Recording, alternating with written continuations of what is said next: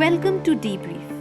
I, Sunaina, will take you through the highlights of the webinar, recent management updates, difficulties in starting managing new COVID hospitals. The webinar was recently organized by IMA Ahmednagar on 20th August 2020 and sponsored by DG Shield.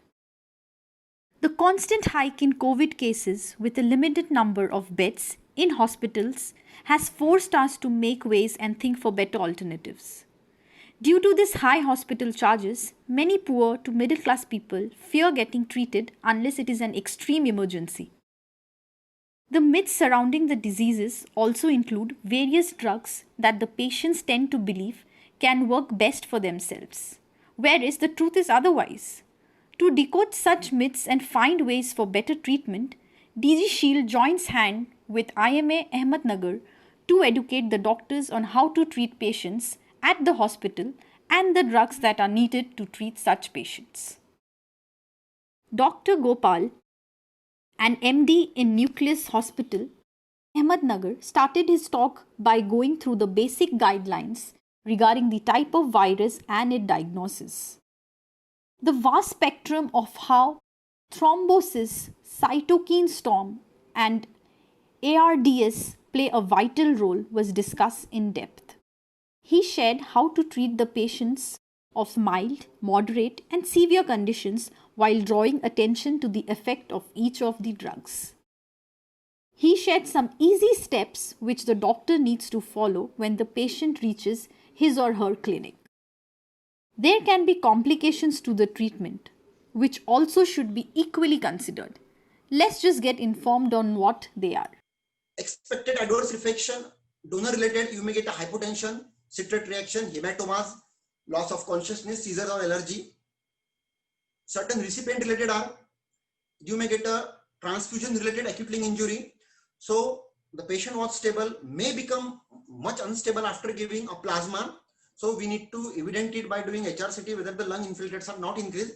So those increase in the lung infiltrates could be because of a transfusion related acute lung injury and not because of a per se COVID.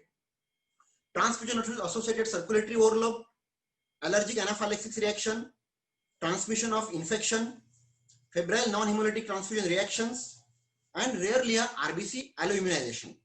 Mr. Dipen Mehta, COO DG Shield, took the chair where he discussed in detail how DG Shield is enabling doctors to safely and securely practice these testing times of COVID-19. DG Shield can conduct a quick and effective COVID-19 carrier risk screening of every patient before they visit any clinic.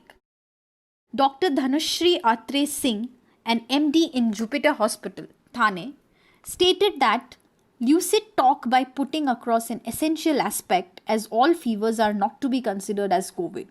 Also, at the same time, anything can be COVID. She read out some of the standard guidelines by NIH, which needs to be considered while handling COVID patients, and recommended RT-PCR as a gold standard. She took us through a few cases and explained in detail the complications that are faced. On being asked whether there is any chance for the pandemic to come to an end, let's just listen to what Dr. Dhanushree Arte Singh had to say. So there are different models which are predicted, So some say that we probably may have a second peak, but 1.5 to 2 years is the timeline that we are probably looking at.